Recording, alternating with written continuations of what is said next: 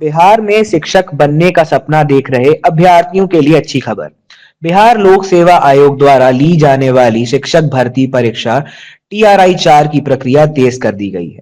शिक्षा मंत्री सुनील कुमार ने संकेत दिए हैं कि जनवरी 2026 तक टीआरआई 4 का नोटिफिकेशन जारी होने की प्रबल संभावना है।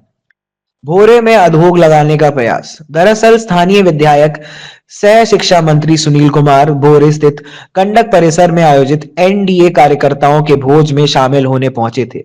मीडिया को संबोधित करते हुए उन्होंने क्षेत्र के विकास पर भी बात की। उन्होंने कहा कि बिहार में उद्योगों का जाल बिछाने की तैयारी चल रही है। इसी क्रम में भोरे में भी उद्योग स्थापित हो, इसके लिए वे निरंतर प्रयास कर रहे हैं।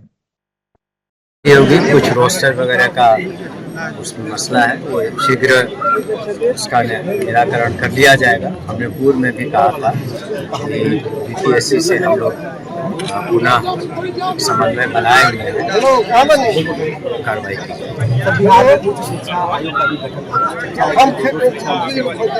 इस पर हमारा ये स्वागत योग्य है, आयोग नहीं विभाग, तो ये स्वागत योग्य है।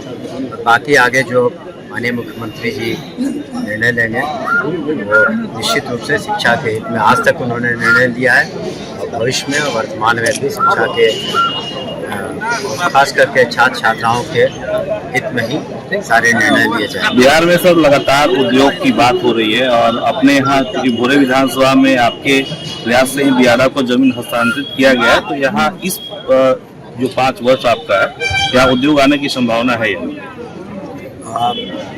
देखिए, जब हमने यहाँ से ज़मीन करीब 34 या 36 एकड़ बिहार को दिया है, तो निश्चित रूप से इस पर इंडस्ट्रीज डिपार्टमेंट कुछ ना कुछ निर्णय लेगा और हम उम्मीद कर सकते हैं आने वाले समय में यहाँ भी किसी न किसी उद्योग की स्थापना होगी।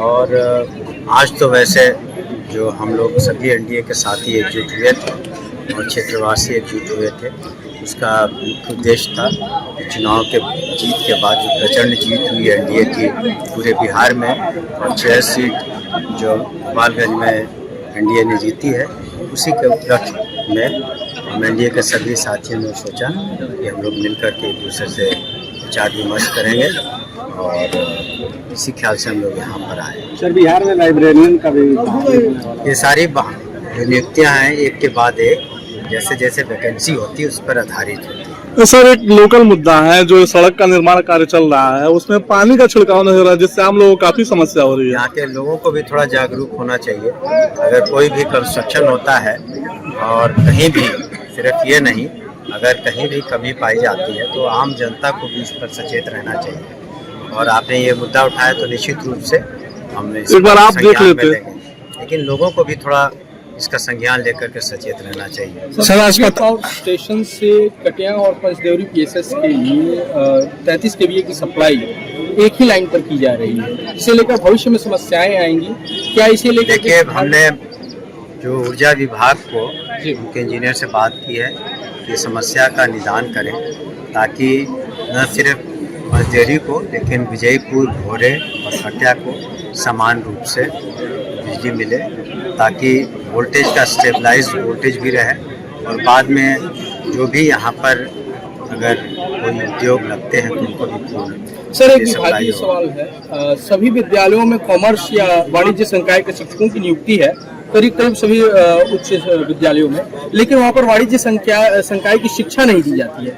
इसे लेकर के देखिए, अभी हम लोगों ने डिस्ट्रिक्ट मैजिस्ट्रेट्स को ऑथराइज किया है कि वो जिले के अंदर एक रैशनलाइजेशन करें कि कहाँ पर किस सब्जेक्ट की ज़रूरत है, उसके अनुसार शिक्षक को रखें। उससे कि स्टूडेंट और टीचर का जो रेशियो है, अनुपात, वो सही रहे और कोई भी स्कूल ऐसा ना हो, उसमें थोड़ा वक्त लगेगा। आप भी समझते हैं कि क्लास 1 से क्लास 12 तक करीब 78,000 स्कूल हैं, करीब 6 लाख टीचर हैं, तो उसको रैशनल, अभी चुनाव के दौर में सभी लोग व्यस्त हैं, सभी डिस्ट्रिक्ट मैजिस्ट्रेट, डीओ चुनाव के दौर में, तो इसको हम लोग रैशनलाइज करके और जो भी शिक्षा के हित में होगा, शिक्षकों के और छात्र छात्राओं के हित में होगा, उसको हम लोगों ने उचित निर्देश दिया है। और हर सप्ताह वीडियो कॉन्फ्रेंसिंग भी होती है मुख्यालय से, उसमें भी हम शीघ्र